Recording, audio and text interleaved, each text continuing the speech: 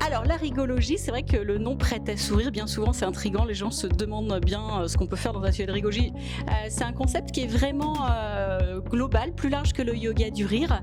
On est toujours dans un univers ludique, donc c'est une Française, Corinne Cosseron, qui a créé ce concept en 2002.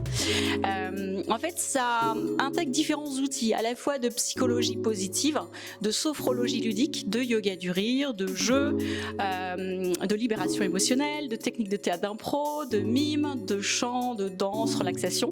Donc c'est très très riche. Il y a des observations qui tendent à montrer que le corps ne fait pas la différence entre un rire simulé et un rire naturel. Puisque même si on fait semblant de rire, le corps sécrète quand même toute cette chimie joyeuse, ce qu'on appelle la dose, dopamine, ocytocine, sérotonine et endorphine. On va quand même sécréter ces bonnes hormones.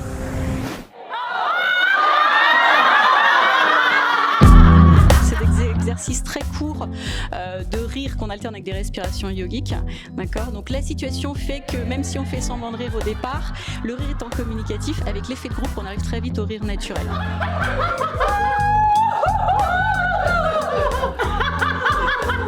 Et puis c'est vrai que souvent les 10-15 premières minutes, certains appréhendent un peu, ils savent pas trop à quelle sauce on va être mangé. D'ailleurs, on sait pas du tout ce qu'on va faire dans un atelier de rigolade. Et c'est pour ça que les gens ont des questions et ont peur. Mais en fait, à la fin, ils me disent mais c'est génial, on a l'impression qu'on est une grande famille, on se connaît tous, parce que le rire rapproche en fait. C'est vraiment fédérateur et c'est ça qui est génial en fait. Donc il y a beaucoup d'appréhension, puis après en fait, on se rend compte que finalement c'est simple et c'est facile quoi. C'est comme du yaourt verbal, ça donne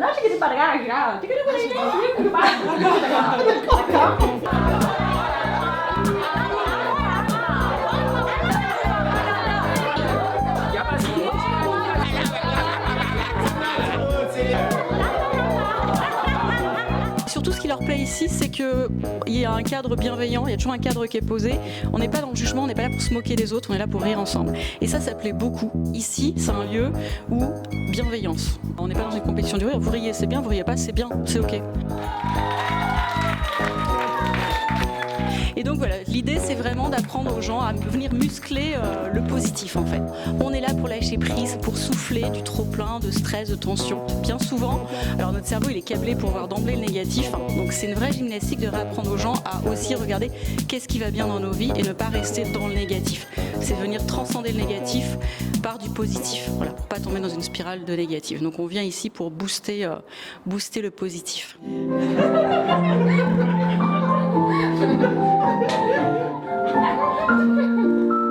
Parfois, je fais des exercices de gratitude aussi. Quel est votre kiff du jour, le kiff de la semaine? Parce que bien souvent, ils disent moi, ma vie n'est pas extraordinaire. Mais si, il y a toujours un petit truc en fait. On se rend compte qu'on savoure davantage la vie en fait quand on pratique la gratitude au quotidien. À la fin du cours, on fait une méditation du rire où on s'allonge au sol pour laisser les rires sortir. C'est un exercice qui est difficile, parfois il faut 6 à 7 séances pour pouvoir réussir à faire cet exercice de lâcher prise. Et puis il y en a qui arrivent tout de suite et d'autres pas. Et je leur dis mais chacun son chemin, on n'est pas là en train de s'évaluer. Enfin, vous riez c'est bien et on rit pas, ben c'est ok, vous profitez du rire des autres. Et voilà, encore une fois, on se lâche la grappe ici, on n'est pas dans une performance du tout. Finalement, il faut faire aussi des efforts. Et c'est ce que je retiens moi du rire. Si tu veux rire et être plus joyeux, il faut que tu t'entraînes à rire.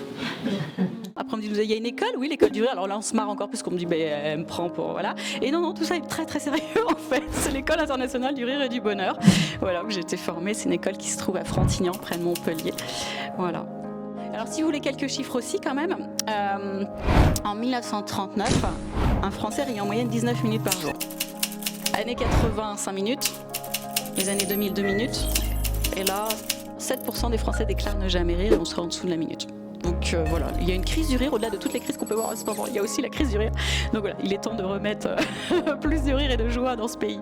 Je dis toujours, on n'est pas responsable de la tête que l'on a, mais on est responsable de la tête que l'on fait. Donc voilà, à bon entendeur.